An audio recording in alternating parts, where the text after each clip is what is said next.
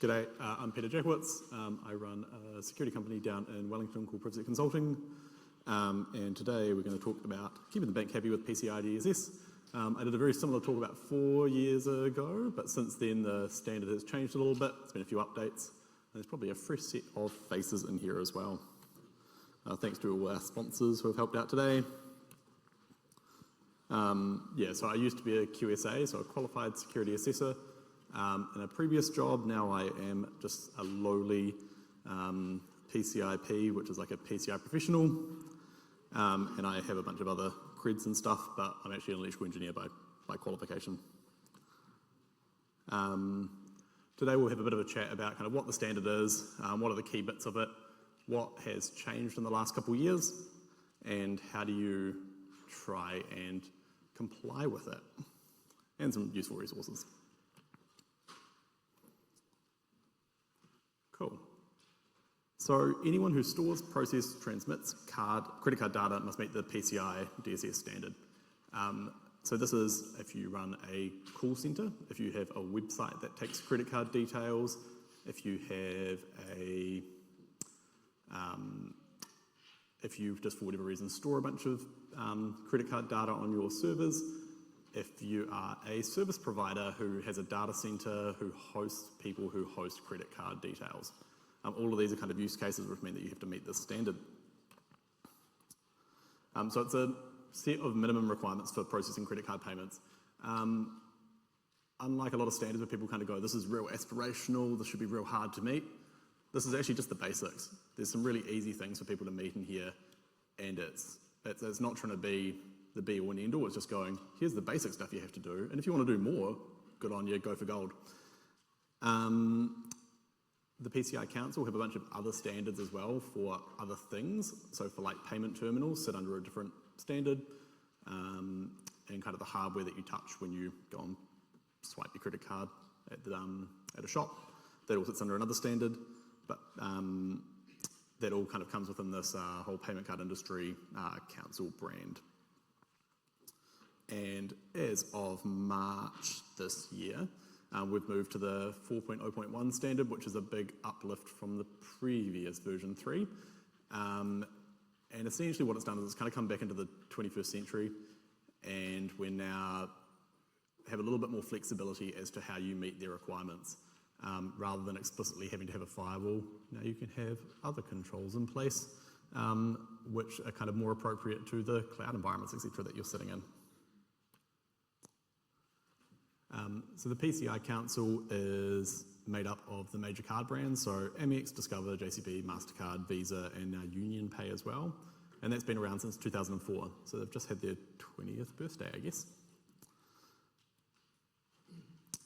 And the reason why you'd want to kind of meet this standard and why you'd want to do all the good stuff within PCI is kind of for a number of reasons. Firstly, it stops you becoming a news article, which is always good. It stops you getting fines from the banks, because if you were to have a breach, then the banks can go and hit you with their big stick. It means that you can keep being able to actually process credit card transactions. So if you were to have a breach, the bank can just go, cool, you're just no longer able to take any credit card payments, which if you were a merchant, that would really, really suck quite hard. And it's also just the responsible thing to do. You know, you should probably protect people's data if you're developing apps that go and take their credit card data, and you know, PI as well. Yeah, so it gives businesses the assurance that their customer data is safe and secure from any malicious activity or potential breaches. Cool. And one of the things I think I hear a lot when I'm talking to people who take credit card data is they go, but I've kind of hacked this, man. I just use a payment processor, so I go and use, the names are just leaving my head at the moment. But yeah, I'm using a payment processor, so I don't need to worry about it. So I use WindCave, it's all good, they're PCI compliant, I'm all G. But what happens if someone goes and compromises the website that's hosting the code that does that redirect, and they now redirect it to super malicious WindCave instead? Well, hey, that's now your problem. If that breach actually happens, it's against your merchant number, and so it's kind of your responsibility that those credit card details potentially get breached, and the bank's going to come after you with the big stick.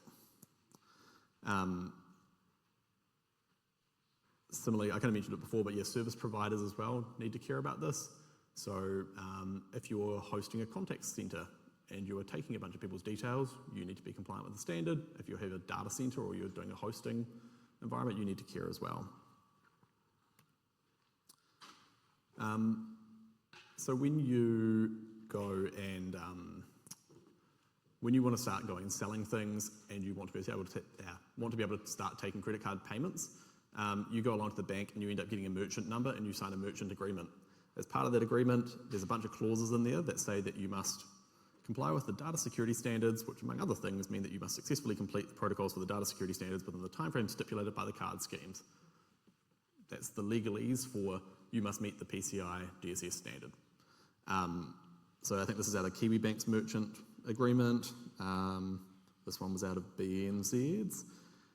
And what it essentially says as well is that you'll let them know if there is a data breach. If there is a data breach, then you have to go and pay for the investigation into it, and that they can go and, or that the PCI Council will go and fine you if something goes bad, but they can do things like go and take away your ability to go and take credit card payments. Cool. And why would it be bad if people went and got a bunch of credit card details? They can go and sell your information. And so I think the going rate, this was a couple of years ago, was about $45 a card. It's really hard to kind of actually find the accurate details on that. And the price depends on the how much credit's on those, the age, the location, how many times it's been sold already, the volume of them, etc. as well. Really old stat, but yeah, there were over 400,000 cases of identity theft in the US back in 2018, and about 160,000 of those were credit card fraud, so that's what, more than half of it. The current details for this is that there was about an estimated cost of payment card fraud in 2023 was about $40 billion worldwide, which is a pretty crazy big number, and that's just going up year on year as people become more and more reliant on credit cards and e-transactions. We don't get our own little column in here, but if we assume we're kind of part of that Australia clump, we're a very small part of that, it's about 300 million, versus North America, where I guess credit cards may be more prevalent, and also there's a lot more people, and that's like $30 million or $30 billion a year of credit card fraud, which is pretty crazy. But does this happen in New Zealand? Why, yes, it does. So Animates went and had a breach a few years back where they lost a whole bunch of credit card information. Kathmandu had a big one back maybe 6 years ago. In 2019, Capital One lost 100 million people's records all in one shot, which is pretty damn impressive. Sweet.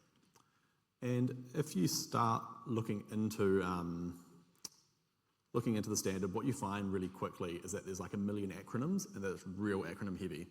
So some of the important ones is PCI is the payment card industry, QSA is a qualified security assessor, so that's the person who can actually do an assessment on your compliance, and ASV is an approved scanning vendor. And so if you already didn't like vulnerability scans, these are like even more pedantic vulnerability scans, and so there's only a small handful of vulnerability scanning vendors like Qualys, etc., who are allowed to do these things called ASVs, and it's just kind of a very tuned vulnerability scan, and you pay extra money for it, and they give you either a passing or a failing grade, sign it off, and then you can submit that to the bank as part of your requirements. There are things called self-assessment questionnaires, which we'll talk about a little bit later, but this is if you take under a threshold of a certain amount of credit card payments in a year, you can do a self-assessment questionnaire and you don't need to go and get someone to audit you. At the point that you hit a certain amount of transactions, you need to go and get someone external in, one of those QSAs, and they'll do something called a ROC, or Report on Compliance. We have cardholder data, which is the stuff on the cards, and then we have a cardholder data environment, which is the place that stores all that information. So, if we have a look at a typical credit card, we've got a chip on it, we've got the PAN, so the primary account number, which is your credit card number that you typically call. You've got your cardholder name, expiration date, you've got your CVC2, etc. on the back as well as signature and a mag stripe. So those bits that actually make up the cardholder data are your PAN, your cardholder number, your expiration number, and your service code. And then the sensitive authentication data is the magstrip details or the quit or the information on the chip, your CVV2 and your pins and your pin blocks. And because I just want to throw a whole bunch of terminology at you as well, we've got some extra things here. So there's a concept of acquiring banks and issuing banks. So an acquiring bank or the merchant bank is the one who actually maintains the merchant's bank account. So this would be if I was a shop and I banked at Westpac and they were the one that allowed me to take credit card payments, they would be my merchant bank. Your issuing bank is the one that gave me my BNZ credit card. Card brands are your Visa, Amex, MasterCard, etc. And your payment gateways are people like WindCave for card not present transactions. Cool. So yeah, as of March this year, the PCI DSS version 4 standard came out. And what they've tried to do is make it a bit more relevant to 2024. That's the year we're in. Good. And so part of that is these kind of 4 key parts of what they kind of advertise that as. So to continue to meet the security needs of the payment industry. So, you know, they want good security practices to be in place and they want those to evolve as kind of the threat landscape of the world changes as well. They want to promote security as a continuous process. So things are always changing and it's important that you've got the good practice in place like 24 hours a day, every day of the year, not just on the day before your audit. And so what they've started promoting within the new standard is things like continuous log monitoring, where it used to be something that you're supposed to do a daily check of your logs. Now they go, well, it should just be automated log monitoring. It should just happen, i.e. it should go into something like a theme and people should just be reviewing those all the time. They want to increase the flexibility for orgs using different methods to achieve security objectives. And so this is that case of where they may have previously said you must have a firewall in place between X and Y. Now there's the ability to be a bit more flexible with that. And I don't know, use network security groups if you're up in AWS, or use whatever compensating technologies that are more appropriate for that scenario. And enhance the validation methods and procedures. They've gone and kind of just uplifted the standard to make it much clearer what people need to do and how they need to report it. So this is an example of the internal pen testing requirement within the standard. And so within here, there's a really kind of easy to understand purpose in there, so you know what you're talking about. There's a customized approach objective, and we'll talk about that a little bit. Oh, next slide, even. And there's the testing procedures as well, so how an assessor would actually go and validate that you are or aren't doing the things. So if you were the sucker who was on the internal team at the software company who's created a great bit of software that we go and now need to make PCI compliant, you could go through here and kind of go, I know exactly what my QSA is going to be looking at, and so I can go and prepare that evidence ahead of time. I can be really ahead of the curve and know exactly what's going to be looked at, or I can go, hey, we just totally don't meet that. We need to go and put in some investment or some time right now to go and fix that. So one of the kind of the fundamental things of PCI over the last 20 years has been that it's been quite prescriptive. And so whereas with other standards like ISO 27001, you get a bit more flexibility to kind of do what you wish as far as how you implement things. PCI has been quite almost checkbox of you must do these things, you must do them this way. And so what they've created is a thing called a customized approach where people can choose the way that they want to go and implement technologies to achieve compliance. So it doesn't mean that you can just go and kind of say, oh yeah, no, I review the logs all the time, so I don't need to go and have good passwords because I'll just look at the logs and make sure no one's compromised it. Like, that's not really going to fly. But it might go and it provides some more flexibility and kind of, if there's been new and evolving technologies that are now available to you, you can now start using those. And the kind of key thing with this is that it probably applies more to mature organizations anyway, so people who already do a really good job in the security space, who already probably have other things like SOC and ISO certifications, who have a really mature program and can kind of go, well, hey, we've already got evidence that we do these things really well, and they're going to meet that. Vulnerability management has changed within the new standards, so now you need to address all vulnerabilities, not just criticals and highs, which used to be stated in the old standard, which is kind of a good thing that you'd hope people are doing anyway. You need much more usage of EDR and AV scanning, so endpoint should have EDR installed or AV installed, and that should be including scanning like USB sticks when they go onto devices, and also kind of constant scanning as well. Staff need training, which is something I think in the security landscape we try and make people do anyway, but now it's kind of explicitly stated that you must have staff trained every 12 months, and you've also got to review that material every 12 months to make sure that it's still kind of valid given the current threat landscape. And I think that's one of the kind of the overarching themes of all these changes with version 4 is that it's really pushing people to actually have kind of a continuous program and a good security program in place, and not just look at things once and go, oh, now we're sweet, bro.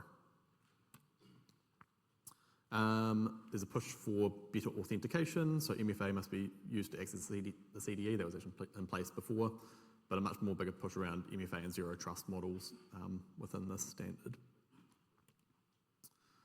So there's like 300 controls, 12 control areas, that's a lot. But it includes things like installing and maintaining network security controls, having secure configs in place, protecting stored account data, blah, blah, blah, blah. Why would I care? So what do I actually need to care about, and what does it actually mean? So I pulled out the 6 things I kind of care about, which is document all the things. They want you to have a really clear idea of where your data is, what it is, have policies in place, have designs in place, have processes and actually follow them, and have a strong information security policy and training in place.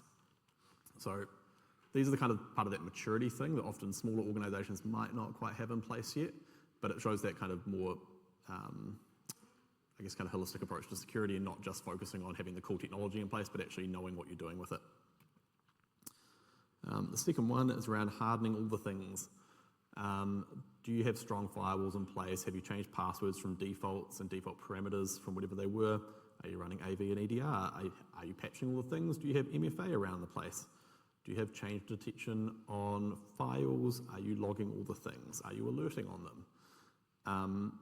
This is all just kind of good practice, and if you were to look at the CERT top 10 controls or the ACSC Essential 8, these are all things that you just see sitting in there.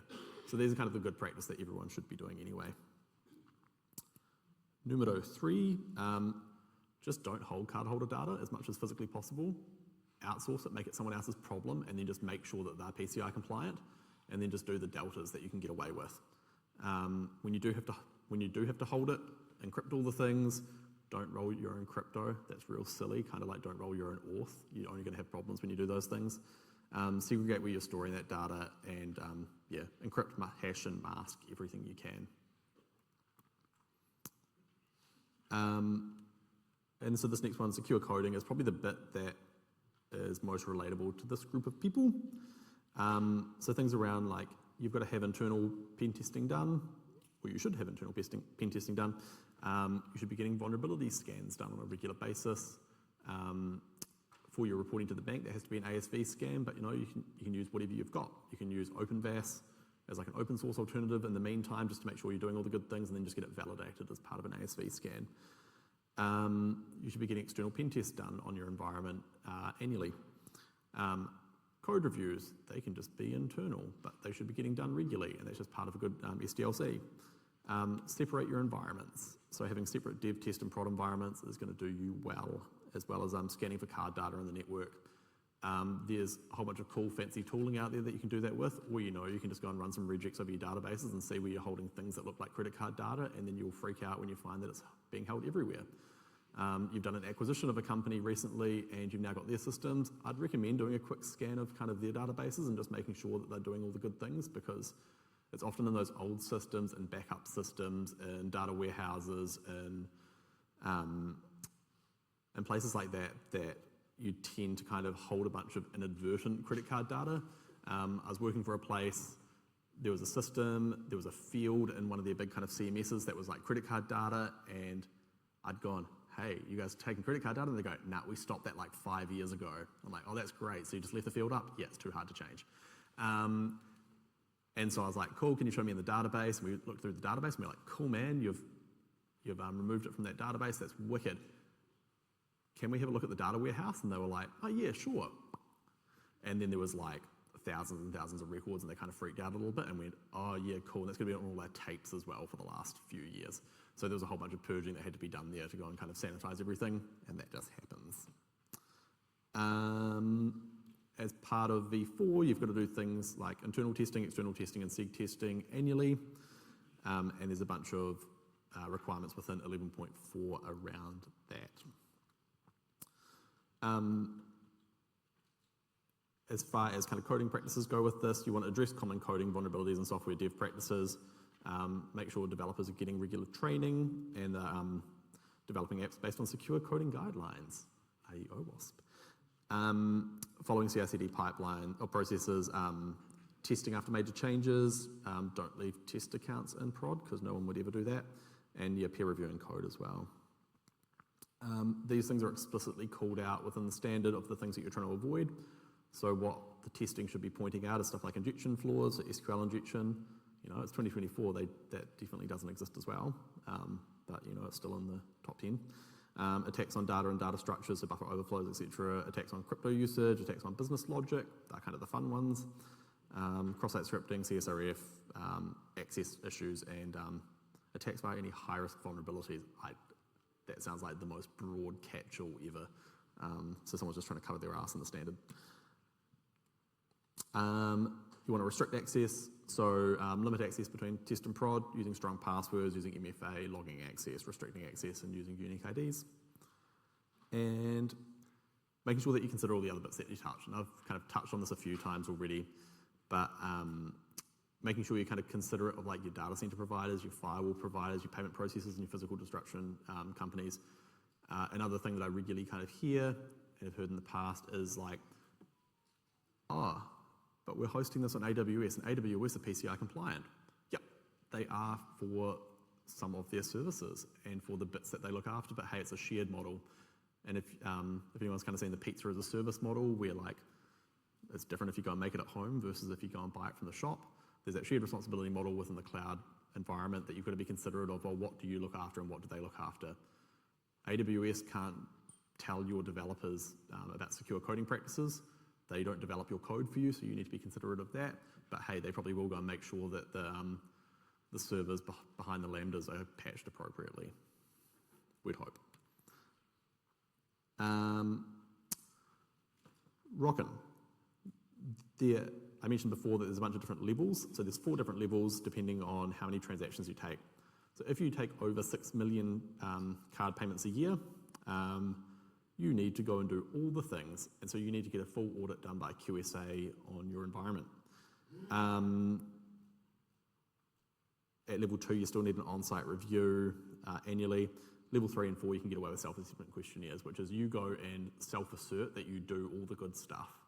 I would recommend being honest in that, because if you were to have a breach and someone were to go and have a look back at your SAQ and it was to go, we do all the good things, and they go, but you don't do all the good things, you'd probably get some of those sticks thrown at you from the bank quite hard, and probably harder than you would if you had just been honest.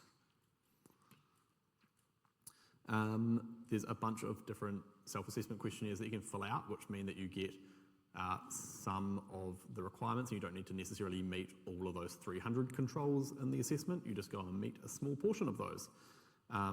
So an A would be everything, AEP, D is everything. AEP is the most common one. So it would be you're using a payment processor like WindCave. You have a much smaller set of things that you must do. We mentioned continuous monitoring before, where they're trying to kind of push the whole remit of just doing things all the time. And so stuff like, can you put monitoring in place to make sure like your firewall rules are consistent, that your IDS IPS is working, that you've got change detection mechanisms in place, that your anti-malware is being updated regularly, that your access controls are being reviewed regularly. The continuous log review becomes a requirement next year. At the moment, it's just optional, but that would be going and firing all your logs down at the seam so that they're actually going and being reviewed regularly, and you're not just kind of hopes and wishes or having to have someone manually look at that. Yeah, So if there were some key things to consider, I mentioned before, this is just a minimum standard. You shouldn't be kind of going, this is aspirational, this is really hard. It's a real concern to kind of meet these things, especially if you're building an app from scratch or you're building a service from scratch. Just building these kind of requirements in place from the start is a really good idea. If you've got a legacy service or something that's been around for quite a while, it could be quite a big uplift to go and actually put in those basic security controls. But hey, you're not actually probably just protecting credit card data in that point, you're also protecting all your customers' data, which is a good way to be. Avoid touching cardholder data as much as possible, trying to segment it off. We've talked about the don't fall for like AWS's PCI compliance, so am I. And in the same way, saying that I've already got ISO or I've got SOC 2 compliance doesn't necessarily mean that you will have PCI compliance, because they often are a lot more flexible as to what good protections you put in place. And also, they're kind of focused on the overall service, whereas the PCI part is mostly just concerned about payment data. If you get a hard buy-in from your boss as to why should I even care and why should I go and pay money to do the basic things, if they don't do it, then they might go and get their ability to take credit card payments taken off them. The banks have been kind of focusing from level 1 down as to who they're focusing on and making sure they meet the requirements. But there was kind of quite a focus a couple of years back on government departments in areas where maybe they were only level 4 merchants or level 3 merchants, but they were putting a lot more of a push onto actually making sure they were meeting the standards. And I imagine as time goes on, that's going to kind of push through to a lot more people as well. How do you benefit from the standard? Hey, you can get more training. You can go and get budget to fix things, hopefully. And you get the warm fuzzies of just doing things right. Cool. You don't necessarily have to go pay a fortune to do a lot of this stuff. Hey, you can scan your own code. You can scan your own infrastructure using OpenVAS. You could go and throw Zap into your CI/CD pipelines to scan your code. You can check your own HTTP headers to make sure they meet the requirements of PCI. You can search your own databases like we talked about before as well. OWASP website has a bunch of resources that you can leverage around PCI. The PCI Council has this library that's kind of overwhelming, and you've got to give them your details to go and download stuff. But once you've done that, there's a whole lot of real good resources on there, and that screenshot I showed before, they've actually got quite in-depth methodologies and how your assessors are going to be looking at things, so it's quite transparent from that perspective. And there were a couple of things that I stole some info off as well. So thank you. Hope I didn't bore everyone, and have a lovely rest of the day.